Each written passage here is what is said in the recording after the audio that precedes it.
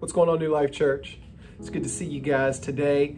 I hope you've been enjoying these last few Devos that we've been doing for you, where we're just kind of going through some different clips of movies and what they mean to us in the Bible as we are doing big screen alongside of this on the weekend. I encourage you to come and hang out with us this upcoming weekend. But I do want to talk to you about a movie that has often spoke to me. It's not going to surprise you when I tell you the title of it. It's actually called Kingdom of Heaven.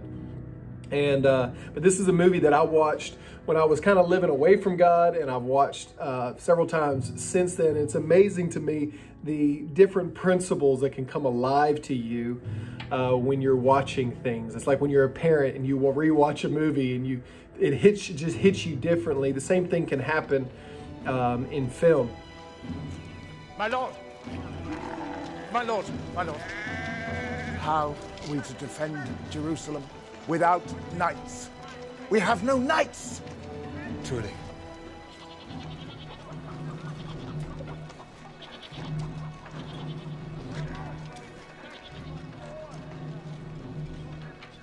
What is your condition?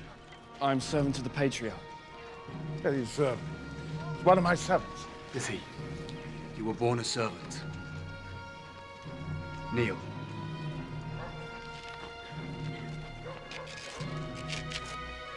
Every man at arms, or capable of bearing them, kneel!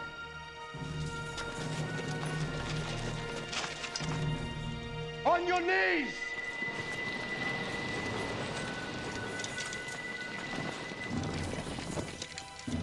Be without fear in the face of your enemies. Be brave and upright that God may love thee. Speak the truth, even if it leads to your death. Safeguard the helpless. That is your oath.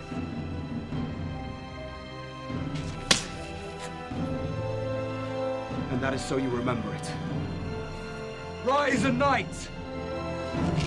Rise a knight! Who do you think you are? Will you alter the world? Does making a man a knight make him a better fighter?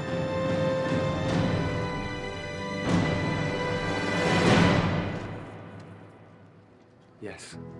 That is one of my favorite scenes in cinema.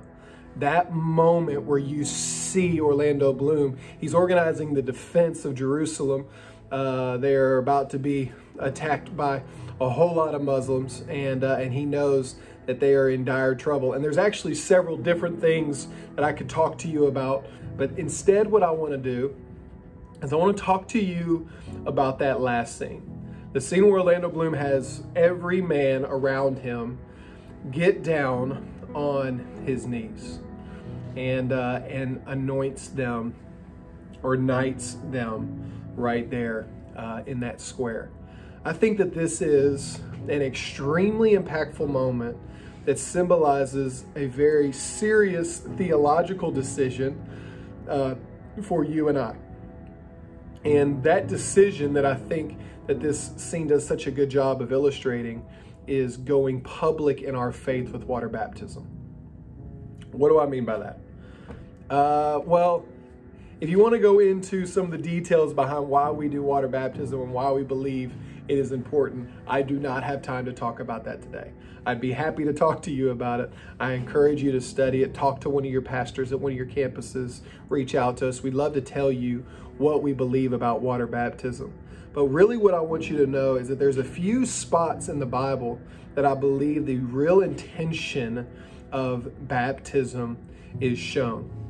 One, when we see Jesus get baptized by John the Baptist right before he goes off into his ministry. I think that this communicates a couple of different things. One, Jesus, the Son of God, is communicating that it is important for us to do. But then also we see that it is launching him into being a son of God. Yes, he always was, but this is really him taking on the mantle of ministry. We can see how that would parallel in our life as well. Another spot that we actually see Jesus talk about is in the Great Commission, when he asked for us to go out into all the world. baptizing those in the name of the Father, Son, and the Holy Spirit. Okay, we see that that's important to him there. However, we also see some of his disciples talk about it. We see Peter. Peter talks about it in Acts chapter 2, the importance of you and I being baptized, becoming something new. And also we see it in Paul. And Paul in Colossians chapter 2, verse 11 says that it symbolizes when you and I are buried with Christ and arise a new creation with him. So we know that baptism is important, but what does it have to do with this scene? A couple of things. One, I think that it's really important for you and I to acknowledge that we are taking on an oath of being sons and daughters of God when we get water baptized. Yes, you and I, we can look up in church service and we can raise our hands and say we're giving our hearts to Christ. But that moment in baptism, that's when the world, publicly, we are setting our priorities straight, saying, this is who I am. This is what I believe. There have been many studies that have been done throughout the years that talk about how people's behavior changes. In fact, I was just reading one that was done in Britain. And people were set up and they were told that they were going to finish this military training. They were constantly instructed and encouraged and told to set out some goals. And the attrition rate of that group of people was much lower than the people who never set out publicly and said that they were going to accomplish this thing and set their goals. Okay, so we can see it.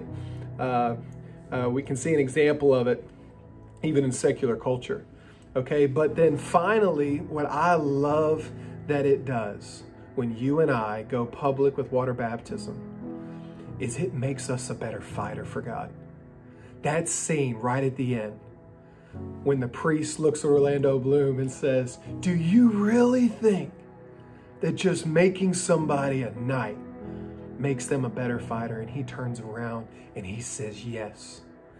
Man, that is the same fire that should happen on the inside of you when you get baptized, because we know what we're committing to. And I want to encourage you, if you're listening to me and you've been maybe a naysayer of water baptism or thinking, I missed that, that was too long ago, and you've never had that moment where you publicly committed to God, say, man, I'm going to fight for you. I'm going to fight for your word.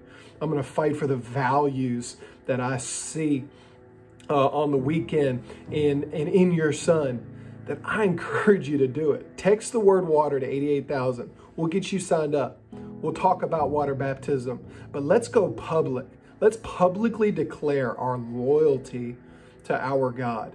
Let's be fiery about it. Let's be warriors for him, because we know that when we make that declaration, something on the inside of us changes for the good. And I encourage you to take that step. I love you, New Life Church. I'm so excited to be doing this whole big screen thing with you. Be blessed. Have a great day.